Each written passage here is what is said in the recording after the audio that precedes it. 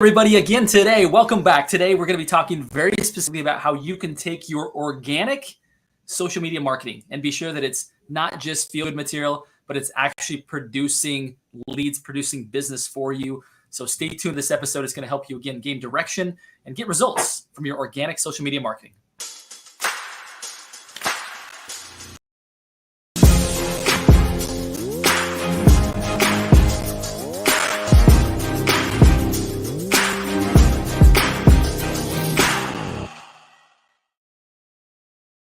Welcome back. You again today, just coming off a long weekend, Memorial Day weekend. Many of you worked and it maybe didn't feel like a weekend. Here we are today. We're going to be talking very specifically about how you can leverage the power of social media to be working even while you're not working, to be sure that the content that you're putting out there is actually doing some good for your business. Today I have with me a special guest out of Michigan. His name is Matt Muscat. He is out of the lending space, but trains real estate agents all across the country on how to get results from their organic social media. Matt, thanks for coming and being on the show with us today. Thanks, Justin. I appreciate it. Yeah, pleasure, my friend. So let's get right into this. In fact, talk to us really quickly about your background. Again, you've met with over 2,500 agents, really auditing their social media, helping them to improve and refine it. Anything else that the folks at home should know about you today? Yeah. So my whole goal is that I think most realtors, lenders, salespeople in our space rely on hope marketing, as in they hope that because they're cool, nice people, when their clients are ready to buy, sell, invest, that they're going to call them. And although that's cool and it works for a lot of people, it's not strategic. So I've been meeting with 5 to 10 agents a week for the past 11 years. That's how long I've been in the space. And my goal is to help people come up with specific strategies they can use on, off social media, anywhere else that will predictably get them more business. So to jump into your actual question, Justin, on social media, you need a strategy. That's the most important thing. You can't just say, hey, I'm going to use social media to get business, and you can't just hope that people will respond to the things that you're posting. That's all the shouting. What's more important is to have a strategy and to stick with it. So the easiest strategy that I give agents and lenders and salespeople is to really harness the strength of the algorithm. And this works on Facebook and Instagram specifically. It's the same algorithm.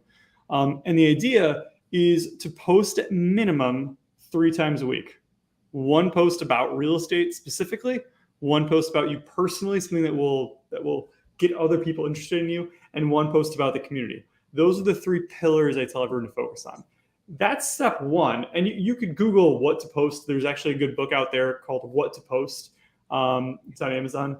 But what I recommend doing is sending out 10 to 15 social media messages, that could be Facebook, Instagram, to people going down your list, separate from A to Z. What that's going to do is you can click on their profile, see what they've been up to recently, message them about that topic. That is going to, if they respond, guarantee that they see the posts you do that week. Because most people don't realize you post something and not everyone sees it unless the algorithm feels like you're in its good graces that day. So by using this message strategy in combination with the 3 posts minimum, you're going to start to see the total number of likes, comments, messages, and leads go up exponentially.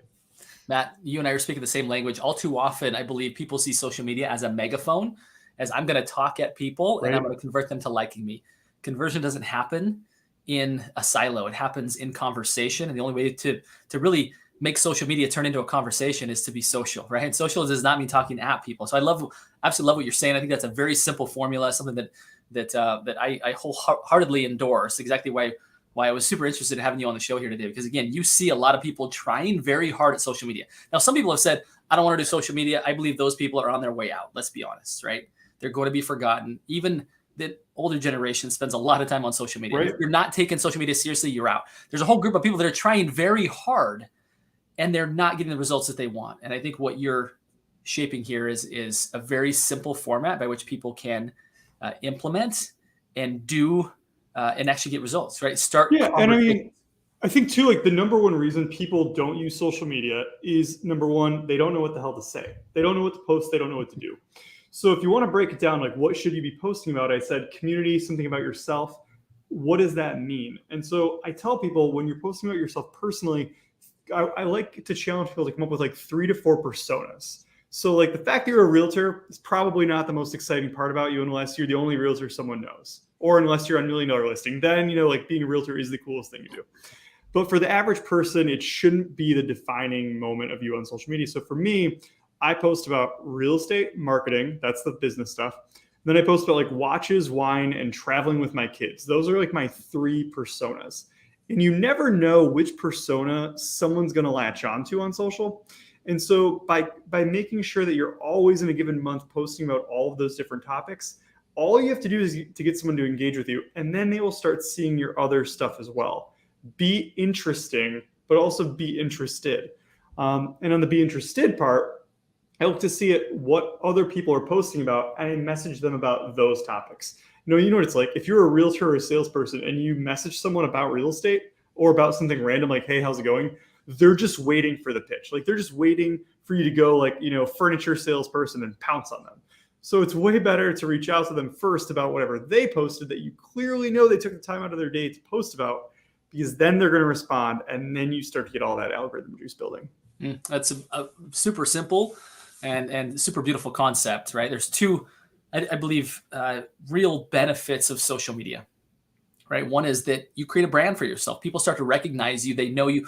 They see you as some sort of authority on the topic, right? The other one is you actually build relationships when done correctly. And too many people focus on the one of like pretty fancy stuff all the time, but people don't watch their stuff, number one, because the algorithms aren't liking them because all they're doing is talking at people. And the second one is that they aren't proactively reaching out to actually find out what other people are interested in, right? What's the famous adage that we all have heard over and over is that people don't care how much you know till they know how much you care. And really your strategy here embodies both of those. Yes, you are sharing things that you know, but you're also showing how much you care, right? Which not only serves the algorithm well, but it also serves the human soul well. There's nothing that would make people want to listen to somebody more than someone who is knowledgeable and also has an interest in the things in the things that are you, right? That are personal to me, that endears people to you. Like the mind is stimulated, this person knows what they're doing, and the heart is stimulated because they're like, and they know me, right? They know their stuff and they know me. And I think that combo is deadly in a really good way. Yeah, well, and I think the other you mentioned earlier, Justin, that like all these people that don't want to use social are going to be on their way out. And I think what those people need to realize is like, you don't need to use social for fun. It's totally okay if it's like not your personal hobby. I get it. Like it's not my dad's hobby. However, it's just work. Like in real estate, so often we forget, like we don't have a boss setting our agenda of like show up at 8 a.m., do these things, but you can be your own boss and just put time block social media into your calendar as a business activity. Now, the second piece of it is, assuming you're the kind of person, most people in real estate like to have conversations, if you make your social media activity more about the other person, it will probably be more fun to you. And once you start getting some business off of it, you'll probably like it. I mean, I can tell you things I didn't like doing 5 years ago, like maybe working out, that are now my favorite thing ever to do because I feel great afterwards and because I see the results. Sometimes it just takes seeing the results to make yourself want to do it a little bit more. It's a great point because we don't like to do the stuff that we think we're bad at, right? And I think when people see themselves online, it's like, I don't really know what I'm doing. I don't have a purpose. There's no clarity. Is it working? Is it not? Forget it. I'm just going to do what I've always done. I'm going to do notes, calls, and pop buys. I'm going to do those things forever because they've worked. Now, they might with that generation, but I believe that if you're going to be relevant moving forward, you're going to need to go beyond that, right? You're actually going to need to have a presence in the digital space.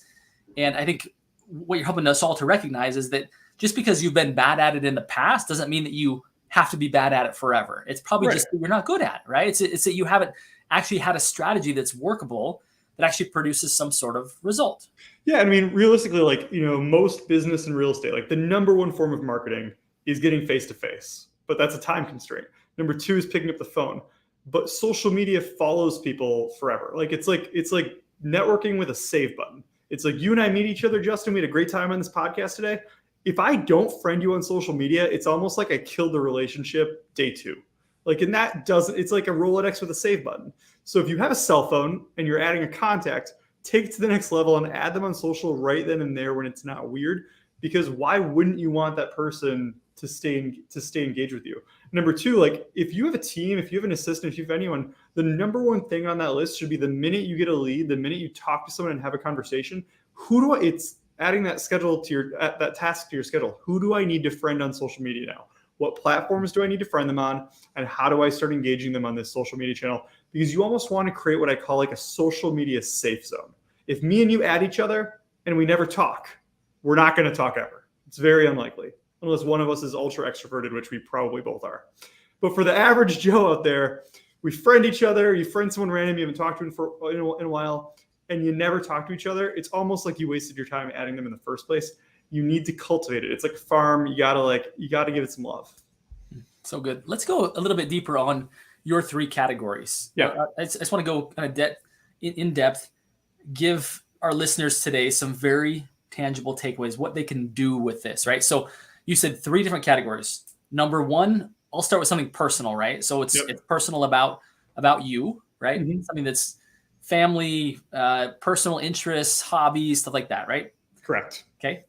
Number 2 would be something about, let's speak on behalf of real estate agents. So if you're a real estate agent, right, what would be, you said something that's not so generic that, hey, I'm a real estate agent, right? But give me something specific that you would say. Yeah. So example, realtor I work with who's done a great job on this. His name is Ryan. He does a series. It's a series that he does on Facebook and Instagram called Things a Realtor Sees. So he's at showings all the time. You have to like use what you have, right? Like what you actually have in life as your fodder for social media. So he's going through houses all day. He's a realtor. He sees something really cool in a house. It doesn't like not a picture of a kid, not a someone's dog, but he'll post a picture of like a 1960s furnace, like one of those octopus looking things. It's all crazy. And he'll post, does anyone recognize these? I saw this in a house in the historical district. Can't believe these things are still around. Awesome house. For more information on the listing, call me. But he generates a lot of buzz because they're weird, interesting photos. Don't just post like the photo of the front of the house. That's what every other agent posts in the country. Yeah. Post the cool, like what is the coolest thing that house has to offer and what can you say about it? I think one of the number 1 mistakes is that people share all these pictures without actually giving you their spin on it. Like a picture without, like for me, a picture without like a description is kind of like, I don't know, my brain doesn't know where to go with it. Like I want you to tell me why it's cool and kind of like prompt a reaction from it. So his series is Things a Realtor Sees. I'm sure anyone out there could copy it. He wouldn't care. We're not all competition. We're here to help each other. But I would, when you're at a showing, if you see something cool, take a photo. Also think about ways to involve other people that you know in a non-braggy way. Brag about how hot the market is without saying the market is hot. For example, every time you close a house, don't just post the house and brag about your closing. Post a picture of you with the clients at the closing table so you have a reason to tag them, right?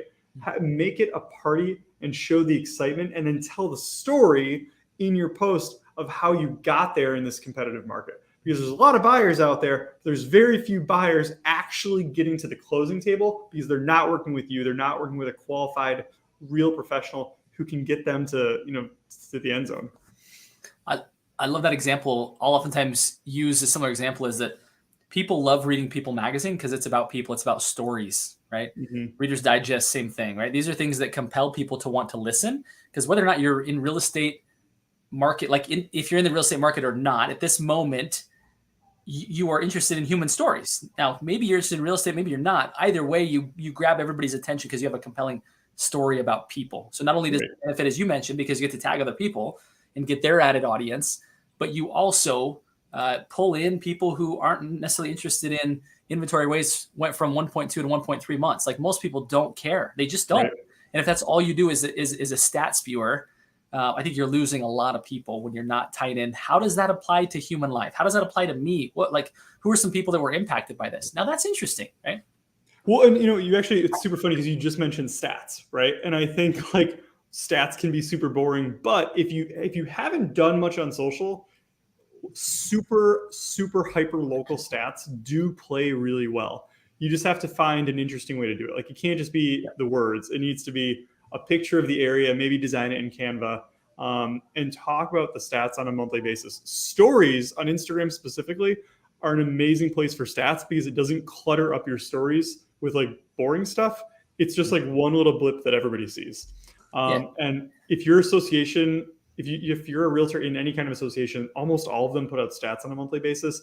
Grab it from them once a month, have your assistant or you or someone design it in a pretty way and share it out in an interesting way. That's almost always one of the easiest things you can go for. and they do pretty well if they're designed. Love it.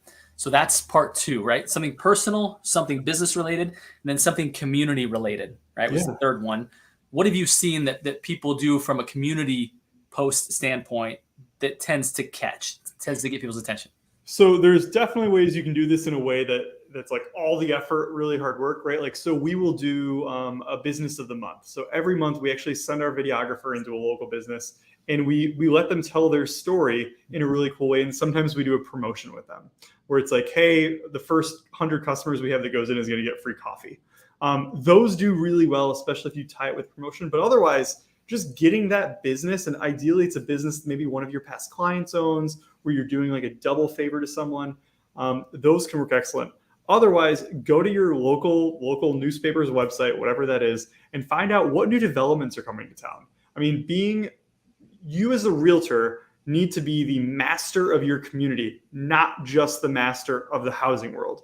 Like, you need to be the one that can sell your community and sell the neighborhood you're working in. So if there's a new coffee shop moving into the area, if a high school is undergoing a major renovation, like, these are all the things that you need to know about. But also, as you talk about them, you position yourself as the local expert. Again, I don't care why someone is reaching out to me on social or in real life. I just want to be top of mind. I want to be top of mind around my community because that obviously already makes me top of mind as a real estate professional. All too often, I agree with you, Matt, is that people will talk so much about the boxes that we all live in called houses, that, oh, look at this. It's a bigger box. It's a smaller box. It's a newer box. It's an older box, as opposed to like, what does life look like living in this part of the world, right? When you can like take someone and again, bring it back to story, right? Story is very compelling. When all we do is talk about these structures, right? 3 bed, 2 bath, like it gets a little boring. Whereas when you can say, here's what life looks like living here. Here's where you can walk to, right? Here's the commute. Here's this. Now, all of a sudden, you put people living there and they can start to see and feel themselves there. And they see you as an expert who brought life to this particular box, if you will, right? Well, it's crazy too, because I had this feeling that like most people, I think we're around the same age, right? Like 20s, 30s, young 40s, most people in that age range, we don't need realtors to necessarily find us a house on the internet. Like, if the house is already in Zillow, I can probably find it myself. What we want though, is we want realtors to really be the community expert that can tell us what we're not, we want someone to tell us the questions that we're not asking, and obviously negotiate the sale. But when you start posting about what's new in the community and you're showing that you're knowledgeable, even people that have lived in the area for 30 years, they're not as up on things as you are. They don't follow what's happening. So for you to be that person makes you shine in a whole different way. And the other thing to remember is that realtors are better poised than any other profession on the planet to be connectors. And when you have clients that are moving here from out of the area or from even out of, from a different state, a different city even, they want to partner with you so that they can get some of those connections. They need roofers, they need plumbers, they need new churches, new volleyball leagues, like new whatever. They need you to make those referrals. And the more referrals you make, the more referrals you're going to get. That's awesome stuff, Matt. Let's talk now about the other component, which is reaching out to people, right? So obviously everyone here should have a CRM, right? And they should have some sort of, and I would say prioritization, that not everybody in that CRM is of equal value to your business as others. Therefore, having those prioritized by their propensity and their history of referring you and being a part of your business, those people should get priority, right? And from that group of people, you're simply having some sort of methodic, strategic system through which you're reaching out. Maybe, and you said 10 a week. Was that the system that you recommended? So for social media messages specifically, I typically, like I tell people, try to do 5 a day during the business week. I love it. If you can do a minimum of 5 social media messages per day, for the average person with 1,000 friends on social, by the end of the year, you're hitting all of them 2 to 3 times. So that algorithm is constantly refreshing itself. Now, same thing though, if you go to their profile and they haven't posted in 2 years, delete them and make room for someone else. Yeah. You don't have to message someone if you know they're not a social media user. Maybe send them a text. Right. But the biggest thing, like you mentioned, prioritizing the people in your database, the biggest thing is just having a record of when your last contact with them was and having information in there that's going to spark what you're going to talk about, right? So like in my database, you're going to go in as hosts the Think Bigger Real Estate podcast. We're going to talk about your interests after this, and I'm going to get to know you a little bit better. All of that information is going in so that every time I call you, I have something to talk about. And then what I do is every Monday, I write down a topic of the week on a little sticky note, keep it at my desk. And the topic of the week is, if I really don't know what I'm going to say, that's the most important thing happening right now. So this week, I'm telling everyone, hey, you need to make sure you call every buyer that you worked with in the last year that couldn't find a house, because right now inventory is up 20% from the past month. Like, we haven't seen inventory this high in 8 months where I am. And I want every realtor and lender I work with to make sure that they are ultra engaged with all those people who fizzled out, because now is the time that they can really take advantage of this market. But that's this week. Next week will be something else. I think that really gives people a great reason to not delay. Typically, it's like to reach out to somebody. Hey, how's it going? It feels like an awkward pickup line. It feels like this, like, right? But when you can go to wasting my time, timeline. Hey, how's it going? You are wasting my time. Totally. And it's like, when you go to their timeline, you can see what's happening in their life. Hey, congratulations on this. Hey, that's so exciting. Beautiful pictures of your family. How are you guys? But you always have armed in the back of like, here's why I'm reaching out, right? Here's an important message that I have to share. I think that hopefully sheds people from some of the reasons of not doing this, of not actually reaching out and connecting with people, right? Because nobody wants to connect for no reason, right? That's what people who don't have anything to do, right? That's the last thing we want to look like we're doing. Be purposeful at all times.